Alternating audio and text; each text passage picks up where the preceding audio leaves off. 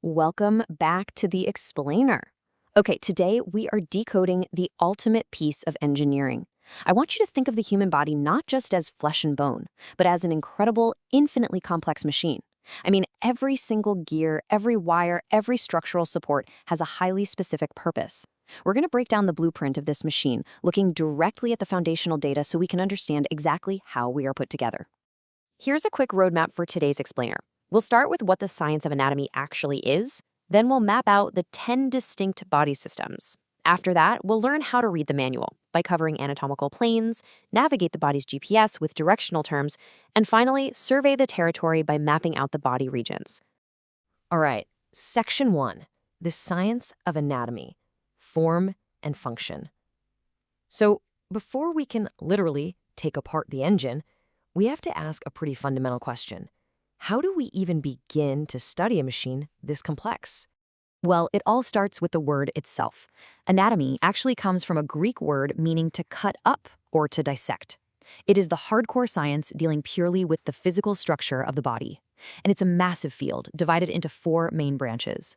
First, you've got gross anatomy. That's everything you can see with the naked eye, whether you're looking at a specific regional area or an entire systemic network. Then we zoom way in with microscopic anatomy, using an assisted eye to study cells in cytology or tissues in histology. We also look across time with developmental anatomy, tracking the changes from embryology all the way to postnatal structures.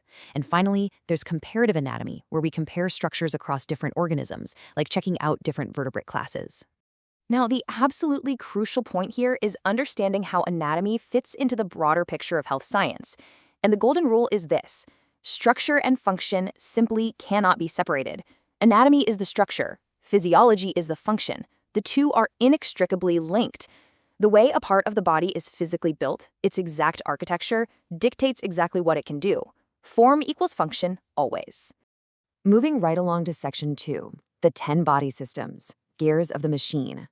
Now that we've got the overarching philosophy down, let's look at the actual components that keep this whole thing running smoothly.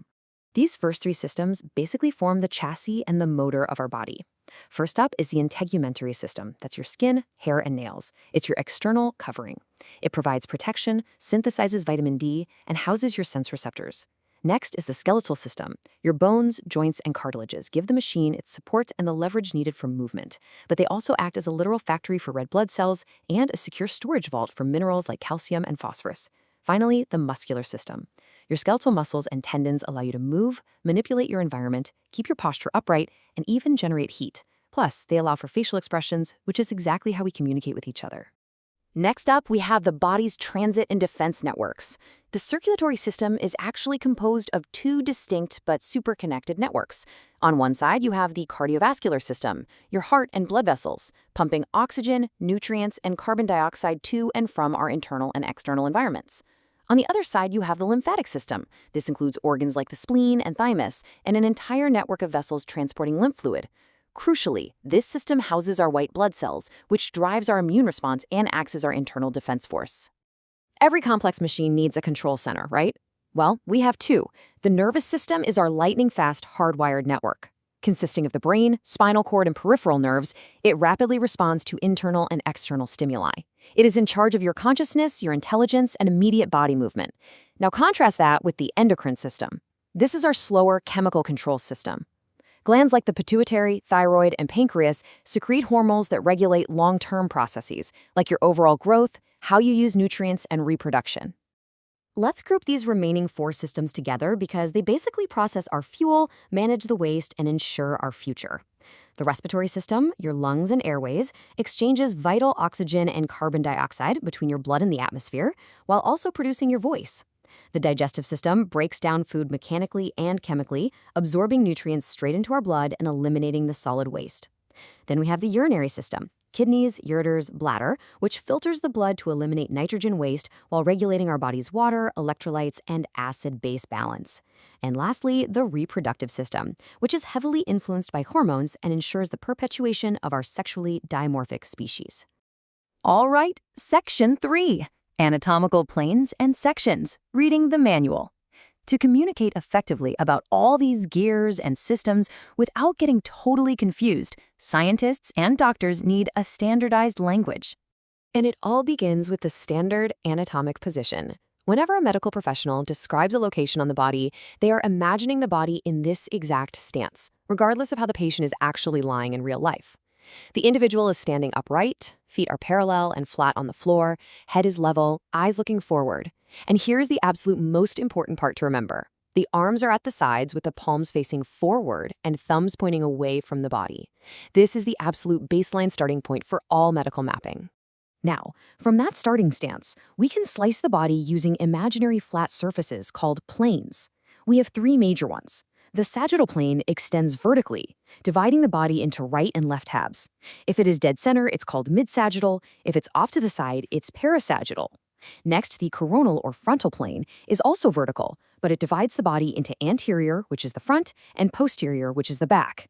Then we have the transverse plane, a horizontal cross-section that cuts the body into superior upper and inferior lower parts. Oh, and there is also a minor plane called the oblique plane, which simply means a slice taken at an angle. Section 4. Navigating directional terms, the body's GPS. Once we have our planes established, we need precise coordinates. Directional terms are brief, they are highly accurate, and they almost always come in pairs of opposites. When we label the front and back, we use specific correlative terms. So, when we talk about something being toward the front surface, or the belly side of the human body, we use the terms anterior or ventral. The direct opposite, moving toward the back surface or back side of the human body, is posterior or dorsal. Moving to the vertical axis, relative to the head or the tail. Superior means moving up toward the head, or above. A related term here is cranial, meaning at the head end. The exact opposite is inferior, moving down toward the feet. You might also hear the term caudal, which specifically refers to being at the rear or tail end of the body. What about navigating relative to the midline or center of the body? For that, we use medial and lateral. Medial means you are moving toward that central midline. Lateral means you are moving away from it, out toward the side. There are also complementary terms for depth. Deep means on the inside, underneath another structure, while superficial means it's resting right on the outside surface. Now, when we're dealing specifically with our arms and legs, we navigate relative to the point of attachment to the trunk of the body. Proximal means a structure is closer to that point of attachment. Distal means it is further away, like your fingertips or your toes.